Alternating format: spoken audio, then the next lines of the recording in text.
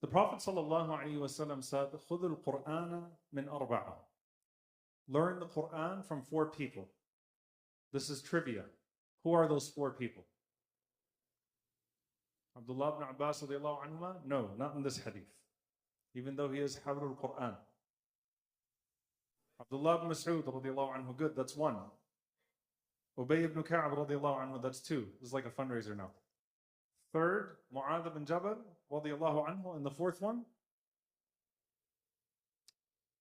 Always the toughest one. No? No? Salim Mawla Abi Hudayfa. May Allah be pleased with them. So Salim, Mu'adh, Abdullah ibn Mas'ud, and Ubay ibn Ka'ab. These are the 4 people. In this authentic narration, the Prophet ﷺ said, take the Quran from these 4 people.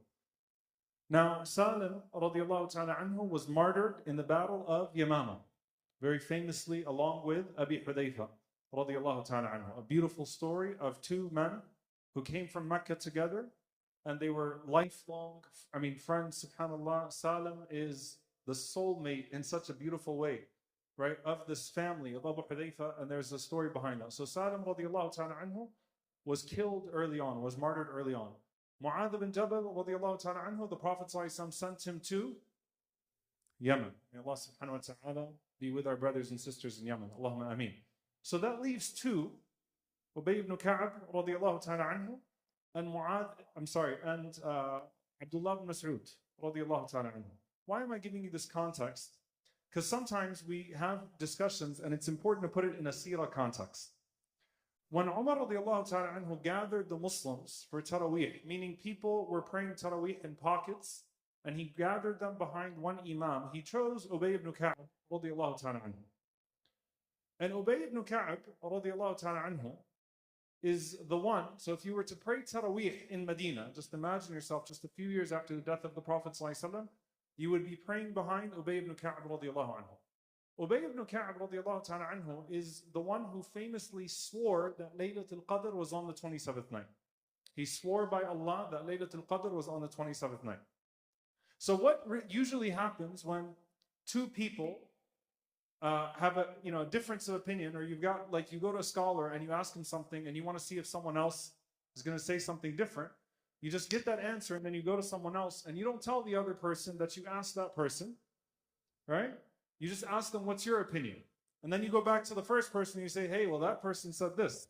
Sheikh Yasser, it happens all the time. That person said this, that person said that person said this, right? So they go to Abdullah ibn Mas'ud radiallahu anhu, the second person who fits this description that the Prophet ﷺ mentioned. And they asked him, when is Laylatul Qadr? And you can see the personalities come out. Abdullah ibn Mas'ud radiallahu ta'ala anhu said, Man yaqum al-layl, whoever stands, Man yaqum al-hawl, whoever stands the entire year in prayer, yusib Laylatul Qadr, then he will catch Laylatul Qadr.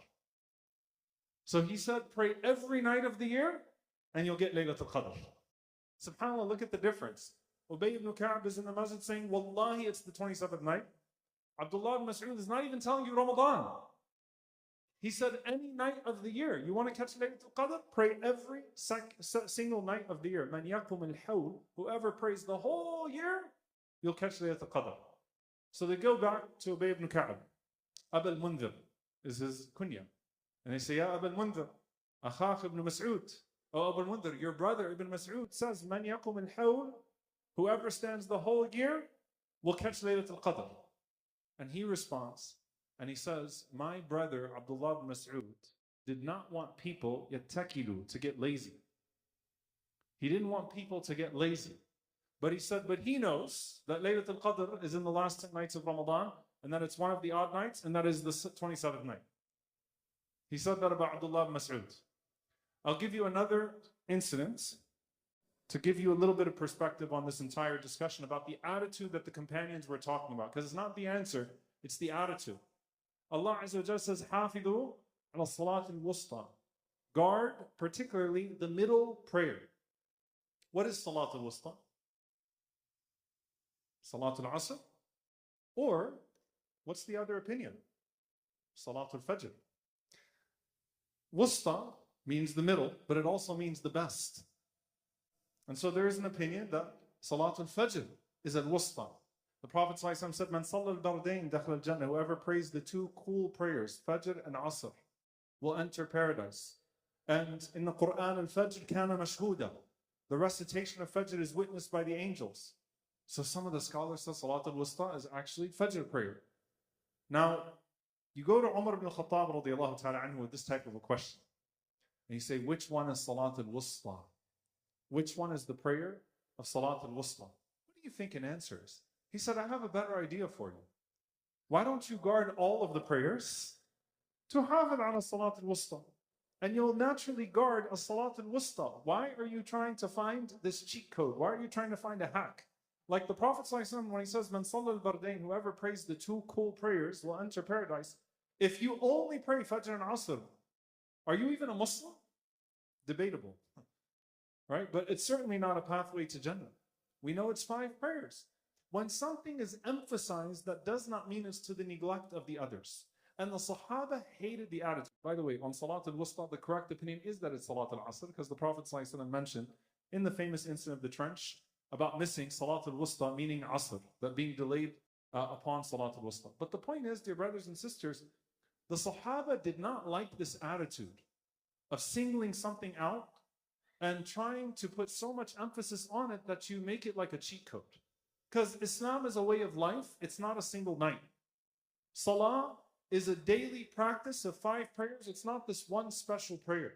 We don't believe in hacks in Islam. We believe that Allah subhanahu wa ta'ala has mandated and made obligatory what is blessed, and Allah Azza wa Jalla has made beautiful certain opportunities where there is opportunity for more blessing. But at the same time, we don't believe in hacks. And so when you would go to the Sahaba with a question like that, so you think it's tonight? Imagine standing in front of Umar ibn Khattab, or standing in front of Abdullah ibn Mas'ud, saying, so I heard it's 27th night. Is it 27th night? Like, let me know, give me the inside information, the inside scoop, so that when everybody else is still pursuing 28, 29, 30, I can go to sleep, because I already got the inside information. They hated that attitude. Now, with all that being said, with the 27th night, there are multiple opinions, as I mentioned in the very beginning of the first 10 nights, that there are multiple opinions as to whether or not Laylatul Qadr is this night or that night, or does it change from the odd nights. There are over 40 opinions that Hafid ibn Hajar rahimahullah narrated. The opinion of my teachers, and the one that I believe to be the most correct, and Allah knows best, is that it does change, but still you could still say Laylatul Qadr, Laylatul Sab'a wa Ashrin, the 27th night, with all other factors aside, is Arja Layla, the most hoped for night, meaning no other factors. So you know, this year the 21st night fell on Laylatul Jum'ah. There are other signs that come with other nights. We know the famous narration where it ended up happening on the 23rd night in the time of the Prophet ﷺ. But all nights put together, that of course there's something about the 27th night, and there's evidence to that. The Prophet ﷺ in the hadith of Nu'man ibn Bashir prayed on the 23rd night, the 25th night, the 27th night. He mentioned the lengthening of the Prophet ﷺ's prayer on the 27th night to the point that we thought we were going to miss the suhoor. There's something to it. The old man who came to the Prophet ﷺ and told the Prophet ﷺ, I can't pray all of the nights equally, I have circumstances. Eventually the Prophet ﷺ ends up saying to him, Alayka bis-sabi'ah, then focus on the 7th, the 27th night. If that's all you have, if you can only go for it on that one night, then you go for it on that one night. But we're not that old man. We're not in this situation. So think like you're sitting in front of Abdullah ibn Mas'ud and asking him, so is it the 27th night? He says, why don't you just pray every night of the year? And you'll catch Laylatul Qadr. But at the same time, when you're in the night, you need the focus. And so like I said to you on the 21st night, I said I want you to forget all what I said about Laylatul Jum'ah and the 21st night, or an odd night coinciding, once it's over. When you start, push yourself. Say, tonight is Laylatul Jum'ah. Tonight is an odd night. Now that it's over, put it in the books. Tonight, now that we're starting the 27th night, so those of you that will watch this recording after, forget everything I said. Those of us that are starting the 27th night, yes, there is a lot that's attached to the 27th night. And even if we can't definitively say that it's Laylatul Qadr, it is a beautiful, powerful night of the blessed 10 nights. And to have a man of the caliber of Ubay ibn Ka'b radiallahu ta'ala anhu swearing by Allah that it's the night, that's not to be taken lightly. So we ask Allah Azza wa Jalla to allow us to catch it, whether it is tonight or whether it is another night, and we ask Allah subhanahu wa ta'ala to write down for us its full reward. Allahumma ameen. Please don't come to me afterwards and say, so you're saying it's the 27th night. I'm saying push yourself on the 27th night and push yourself with the nights that remain. Barakallahu feekum. Wassalamu alaikum wa rahmatullahi wa barakatuh.